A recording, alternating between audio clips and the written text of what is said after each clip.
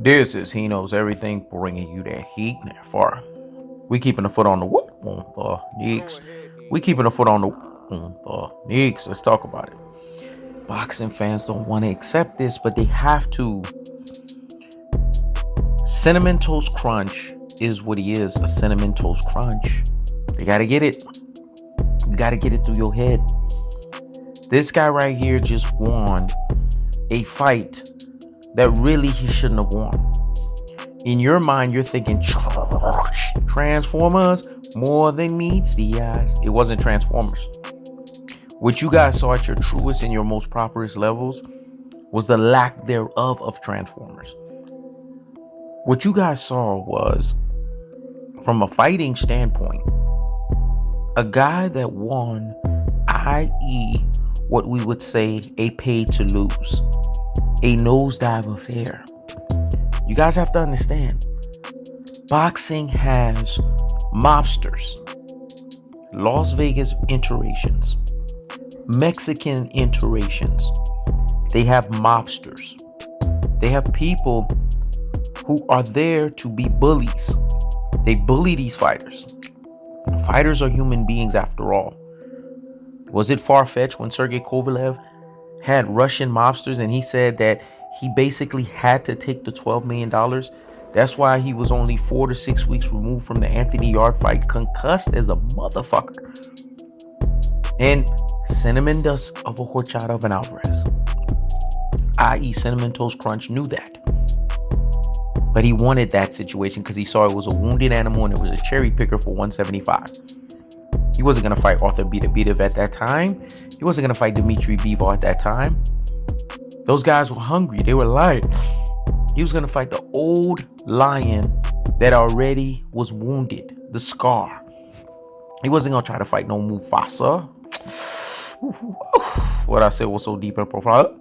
Let me let that marinate in the corpus callosum and in the cerebellum. So hear me? Hear me? Motherfucking well. He wasn't going to fight no Mufasa. He was going to fight the Scar.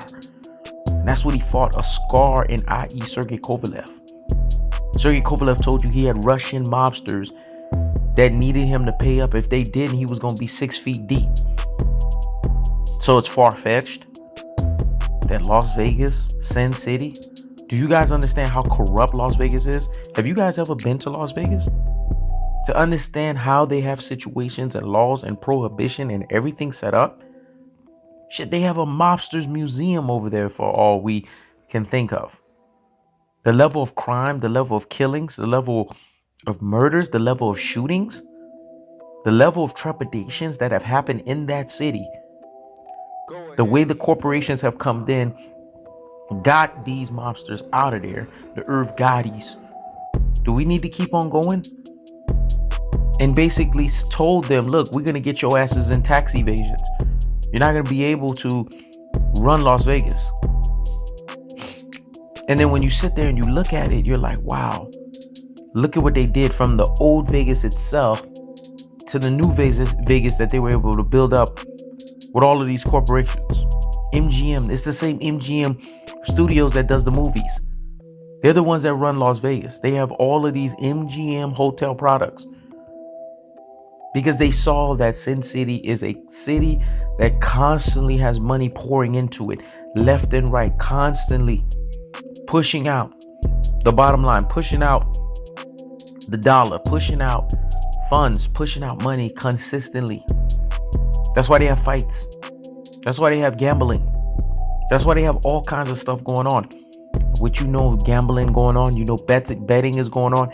There's a lot of illegal activities. You know, prostitution's going on. You know, prohibition's going on. You guys think that this fight right here wasn't a pay to lose? It wasn't a nosedive?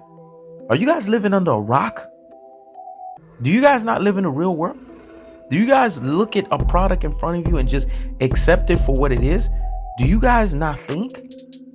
Or you guys are allowing yourselves to be brain full of mush and brainwashed dodo heads? Are you that neurolinguistic programmed? Have you missed early onset of childhood to the point to where your neuron receptors are not clicking on all cylinders? I have to believe that that's the case. Because people that are thinking that watch the fight that they saw in front of them saw that Caleb Plant picked apart Cinnamon Toast Crunch. And that all of a sudden, after 9 rounds, in round 10, Caleb Plant shows up, leaves his face open for punches. And if that's not a paid to lose, if that's not a nosedive, then we don't know what paid to lose and nosedive is. And you guys sit here and allow your minds to be duped like brain full of mush and brainwashed dodo heads. You sit here and allow yourselves to be Rudy fucking Poo and Plum Plum brains. Classic fucking dolts and troglodytes. Ultra fucking fanboys with the ultra fucking fanboy rhetorics. There's a lot of YouTube channels. For 10 rounds, they were on witness protection. They were on AWOL up until Canelo Alvarez, i.e.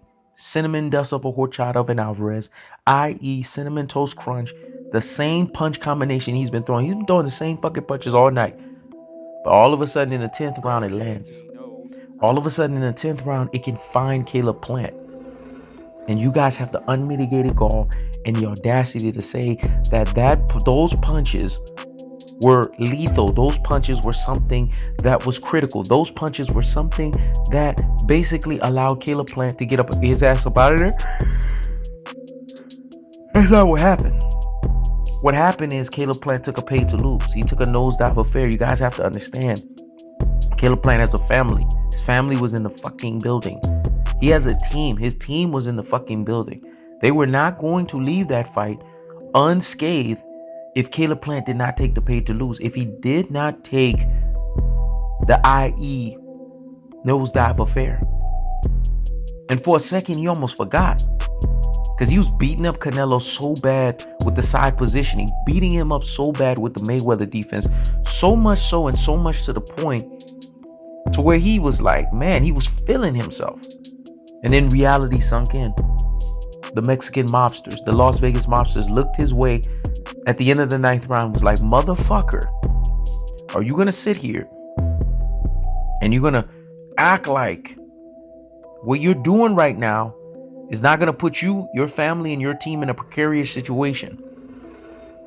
This is exactly the things that have happened. Caleb Plant found himself fearing for his life, fearing for his family's life, fearing for his team's life. So Caleb Plant had to do what only Caleb Plant was able to do. What is a man left to do but to take care of his family? What is a man left to do but to take care of his team? If Caleb Plant did not do that, Caleb Plant wouldn't have walked away out of that fight unscathed. His family wouldn't have walked out unscathed. His team wouldn't have walked away unscathed. And if you're in that same position where you have Mexican mobsters, the El Chapos of the world, and his goons, and you have the Las Vegas mobsters up under your ass, what the fuck are you gonna do? Are you gonna sit there and allow yourself to be stupid? Are you gonna sit there and allow yourself to be caught up? Or are you gonna smarten the fuck up and say, you know what? There's limitations. Clint Eastwood said it best in Magnum Force. A man's got to know his limitations. Let me say it again. No, let Clint Eastwood say it again. So hear Clint Eastwood and hear Clint Eastwood motherfucking well. He said in Magnum Force, a man has got to know his limitations. So Caleb Plant didn't got to know his limitations? To know the fact that he would have been celebrating. He would have, post-fight, he would have been laughing. He would have been running his mouth. But you know they got to do that walk away. When nobody's around, they got to do that walk away. When it's just them and everybody else and the dust is settled. And when you do that walk away, what ultimately happens in that last walk away, if you're sitting there and you're turning around and you're looking left and you're looking right, there's nobody else around. Anything can happen in these moments. Anything can happen in the trenches. Anything can happen in alleyways. Caleb Plant was mindful of that. And that's why he lunged his face in the 10th round. That's why he basically got a rabbit punch from Cinnamon Toast Crunch, which is an illegal punch. And that's why he got the Mike Tyson going down. Those Mike Tyson punches where you punch after the fact, when a person has already been done, those punches don't happen anymore. They're considered illegal in today's boxing. This is no longer Mike Tyson's time. So right then of itself, it showcased to you that a paid to lose happened. A nosedive affair happened. That's the cold-hearted. That's the unadulterated. That's the cutthroat true telefashion. I keeps the foot on the Nicks. I keeps the foot on the Nicks. This is He Knows Everything. Checking out.